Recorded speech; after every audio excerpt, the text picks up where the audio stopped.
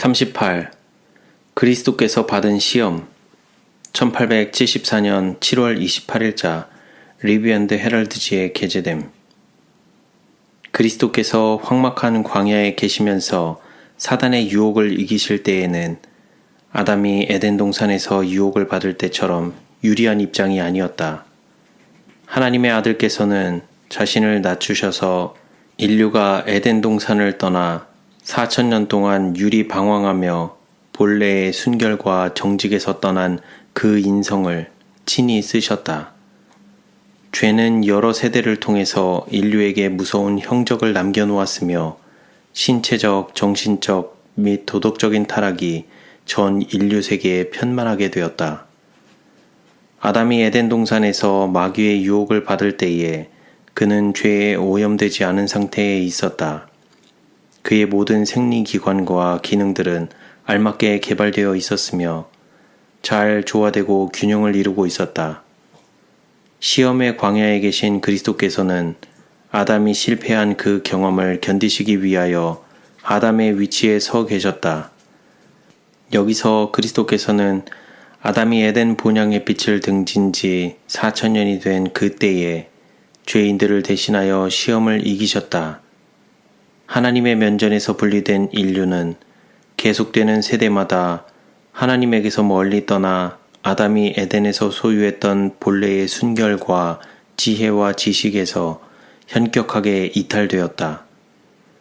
그리스도께서는 인류를 도우시기 위하여 이 땅에 오셨을 그때에 존재했던 인류의 죄들과 유약성을 지닌 몸을 가지고 계셨다. 인류를 대신하여 타락한 인류의 약점들을 취하신 채 인간이 당해야 할 모든 점에 있어서 사단의 시험을 받으셔야만 하였다.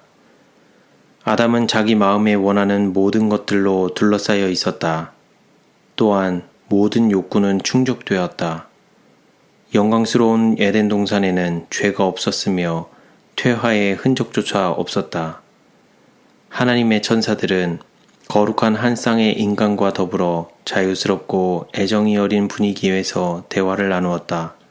행복한 새들은 저희 창조주를 향해 자유롭고 즐거운 찬송의 노래를 힘껏 불렀다. 행복하고 천진난만한 분위기 가운데서 자라는 평화스러운 짐승들은 아담과 하와의 주위에서 뛰어놀았으며 저희 말에 순종하였다.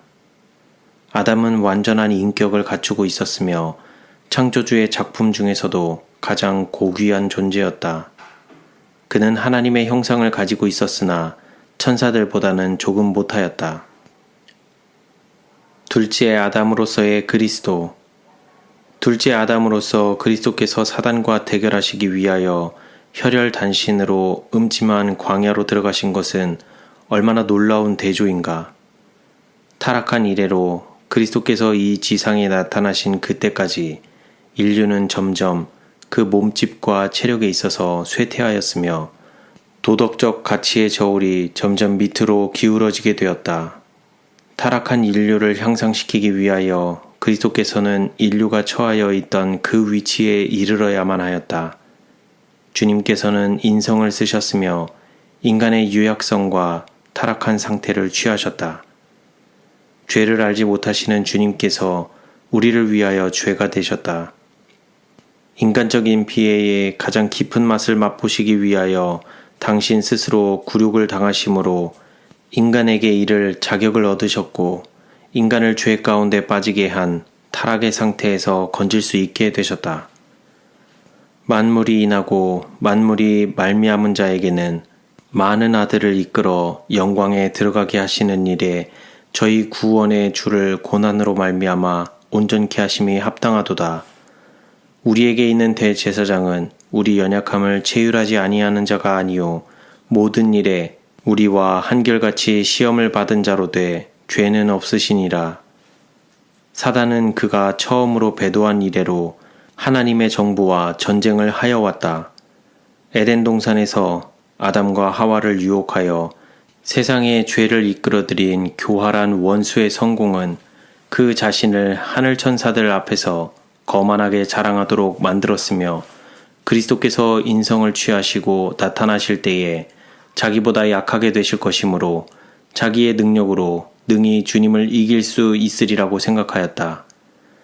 사단은 에덴 동산에서 아담과 하와가 저들의 식욕에 호소한 자신의 교묘한 암시를 저항할 수 없었던 것을 보고 미칠 듯이 기뻐하였다. 사단은 정욕적인 식욕과 부패한 정욕의 방종을 통하여 같은 방법으로 고대 세계의 거민들을 정복할 수 있었다. 사단은 이스라엘 백성들의 식욕을 만족시켜 주므로 저들을 전복시켰다. 사단은 하나님의 아들께서 친히 모세와 여호수아와 함께 계셨으나 사단의 능력을 저항할 수 없었고 하나님께서 택하신 은총을 입은 백성들을 광야에서 거의 죽이고 가나안으로 인도할 수 없었다는 사실을 자랑하였다. 따라서 사단은 겸손한 모세를 유혹하여 하나님께서만이 주장하실 수 있는 영광을 모세 자신이 취하도록 유혹할 수 있었다. 특히 하나님의 은총을 입은 다윗과 솔로몬을 유혹하여 식욕과 정욕의 방종으로 하나님의 불쾌하심을 사게 만들었다. 뿐만 아니라 사단은 예수 그리스도를 통하여 인류를 구원하시려는 하나님의 목적을 성공적으로 좌절시킬 수 있다고 장담하였다. 광야에서 시험을 받으시는 가운데 그리스도께서는 40일 동안 음식을 잡수시지 않으셨다. 모세 역시 특별한 경우에서 그처럼 오랫동안 음식을 먹지 않았다. 그러나 모세는 굶주림의 고통을 느끼지 않았다. 그는 하나님의 아들이 그러하셨던 것처럼 비열하고 세력이 강한 원수의 시험에 넘어가지 않았으며 굴복당하지 않았다. 모세는 인간의 수준보다 훨씬 높은 위치에 향상되어 있었다. 또한 그는 자기를 둘러싼 하나님의 영광으로 특별히 자신의 능력을 유지할 수 있었다. 인류에게 끼친 죄의 무서운 영향. 사단은 하나님의 천사들을 속이는 일과 고상한 아담을 타락시키는 일에 무난히 성공하였으므로 그리스도께서 인성을 쓰신 상태라면 성공적으로 주님을 정복할 수 있으리라고 생각하였다. 따라서 그는 4000년에 걸쳐서 하나님의 율법을 계속적으로 범함으로 나타날 유혹의 결과와 죄의 증가를 미칠 듯이 기쁜 심정으로 바라보았다.